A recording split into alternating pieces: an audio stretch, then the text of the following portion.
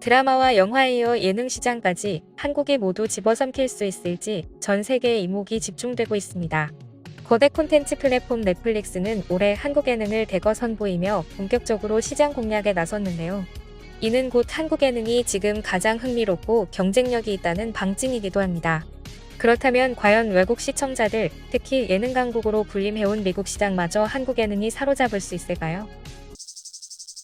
미국 예능은 오랜 기간 동안 확립된 포맷과 전통적인 스타일을 기반으로 발전해왔습니다. 리얼리티쇼, 토크쇼, 게임쇼 등 다양한 장르에서 성공적인 프로그램들이 탄생했으며 이를 반복적으로 활용하거나 변형해 새로운 프로그램을 만들어내는 경우가 많습니다. 예를 들어 서바이벌 같은 서바이벌 리얼리티쇼, 더 투나잇쇼 같은 심야 토크쇼, 그리고 아가텔 같은 오디션 프로그램은 수십 년간 지속되며 미국 예능의 대표로 자리매김했죠. 이러한 프로그램들은 분명 높은 완성도를 자랑하지만 오랫동안 유지된 형식 때문에 신선함이 떨어진다는 평가도 있습니다. 반면 한국 예능은 기존의 틀을 깨는 창의적인 컨셉과 예측할 수 없는 전개 방식으로 차별화를 이루고 있는데요. 이를 미국 유튜버 진호가 자세히 비교해 큰 화제가 되었습니다. 진호는 어느 날 갑자기 보게 된 한국 예능에 푹 빠져들었고 한국 리얼리티 TV가 미국보다 더 나은 이유라는 영상을 제작했는데요. Fallen in love with Korean reality TV. Like, it just spawned in on Netflix and I cannot stop watching. It made me wonder, why is it so much better than most American reality TV I've seen? 그는 처음에 흑백 요리사를 보고 너무 신선하고 재미있어서 깜짝 놀랐다고 합니다. 그런데 보면 볼수록 한국 예능의 제작 방식에 매력을 느꼈고 큰 감동까지 받았다고 하는데요. Found pretty unique to American reality TV is its intro. If I told you the reality TV doesn't start till halfway in the first episode, you'd think it is so boring. As we start the show, we are introduced to a massive table with I think it's 80 seats at it. There's a plaque, and this is their nickname that embodies their skill as a chef. And these characters slowly start walking in.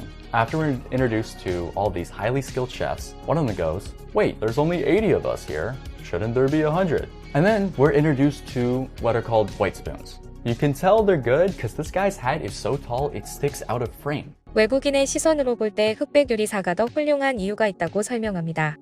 Character in the entire show, and I love him so much. His name is Bibeam, and he's known for cooking bibimbap. He puts it in a symbol and then has the rice spell out bibimbap, which he patented. He's completely ridiculous, but they kind of use him as an example for a final emphasis in the narrative, and I'll let it show.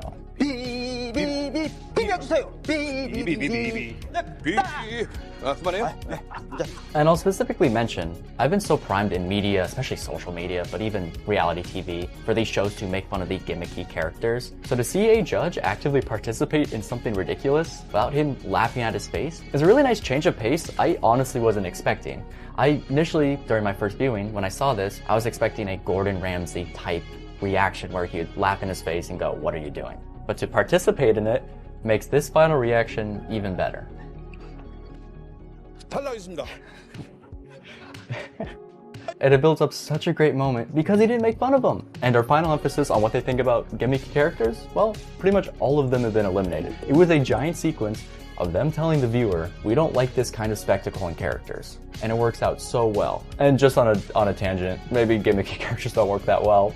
B-Beam admits to past illegal operations and closes restaurant. Also, I didn't even mention during that entire B-Beam sequence, they were actually contrasting him against a much tamer, calmer character who was also making bibimbap. And her concern was, I'm not gonna stick out when I'm going against a guy who's literally playing the drums in front of everyone. But after B-Beam gets eliminated, they show her, and she passes because her food is better. They are literally telling me as a viewer, we're going to choose someone more boring if their food is better. 요리 서바이벌에 관해 설명하자면 세계적인 예능 마스터 셰프와 비교를 빼놓을 수 없죠. It's not just me.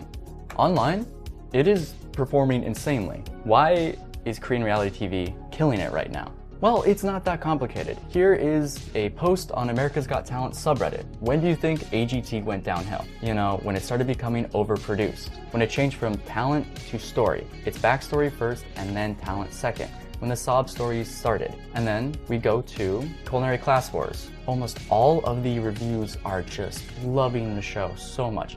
Has ambition. Made me scream at my TV. Edward Lee is my new favorite character. My new hero. Whatever. So why? Simply enough, it's good. It's a good piece of TV. Well, America's Got Talent went from talent to story. It's backstory first, then talent second. Culinary Class Wars and Korean reality TV is the flipped version. They do talent above everything, eliminate more entertaining characters for someone who is just simply better at the competition. Judges that respect competition, that seem real and aren't there to put on a show, it adds an entirely different twist to the feel of the competition. 정작 한국에서는 TV 예능 프로그램의 내용과 퀄리티에 대한 불만이 적지 않습니다. 많은 시청자들이 기존 인기 프로그램을 반복적으로 답습하는 방송사들의 방식에 아쉬움을 느끼곤 하는데요. 그런데 진호의 생각은 다릅니다. Of course, this show isn't perfect. There's one competition with like seafood versus meat that just completely sucks, and a lot of people aren't a fan of the ending because of one of the choices. But I still want other TV shows to look at this reality TV and go, hey, maybe we start putting the real back in reality TV. And earlier, I mentioned Chef Ann's 2 criteria for joining the show. He didn't want chefs to be portrayed as pretentious or exaggerated. Accomplished. Easy. And then he wanted the show to help the restaurant industry. And well, that's exactly what happened. One of the contestants drew over 20,000 people looking to make a reservation. Within 1 minute, he got a full month's worth of booking. But you know what, also, maybe not. Maybe nothing was learned. I'm gonna be honest. Maybe nothing was learned. They renewed the show for a second season. I was reading this article on Forbes. Their #1 person for casting for season 2, Gordon Ramsay. The person I've been comparing this show against. So who knows? Maybe nothing was learned. Just enjoy the show, check it out. I think it's fun. 이렇게 보니 한국 요리 예능이 정말 특이하고 재미있다는 생각이 드는데요. 최근엔 최강록 문상훈이 정해진 메뉴 없이 세상에 단 하나뿐인 주관식 요리를 만드는 요리 토크쇼 주관식당이 공개돼 화제를 모으고 있죠. 미국 예능이 주로 대본에 따라 진행되는 경우가 많다면 한국 예능은 출연진의 즉흥적인 반응과 자연스러운 케미스트리를 강조하며 예상치 못한 전개로 시청자들에게 웃음을 선사합니다.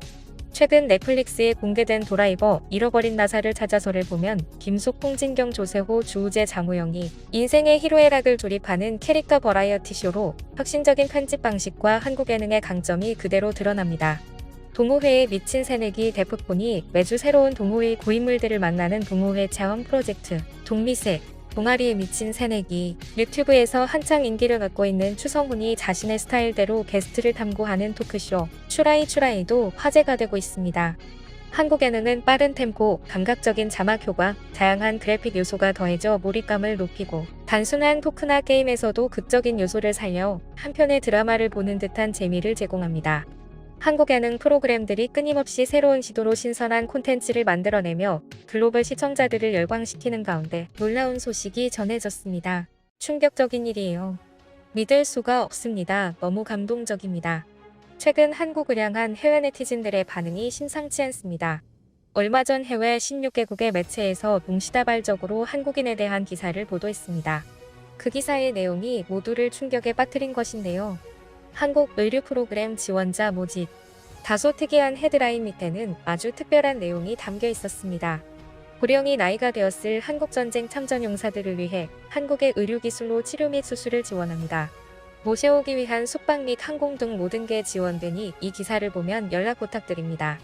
이 기사는 70여 년 전 폐허가 된 한국을 구해줬던 6.25 참전용사들을 지원하기 위해 한국인들의 요청으로 보도된 기사였습니다. 실제 동시다발적으로 16개국 매체에 이 소식이 배포되며 연락이 끊겼던 참전용사들도 지원 소식을 알게 되고 그들에겐 한국인들의 행보가 너무도 충격적으로 다가왔습니다. 하지만 끝이 아니었습니다. 이 기사를 통해 말뿐이 아닌 실제 의료 지원을 비롯한 여러 지원이 시작된 것입니다.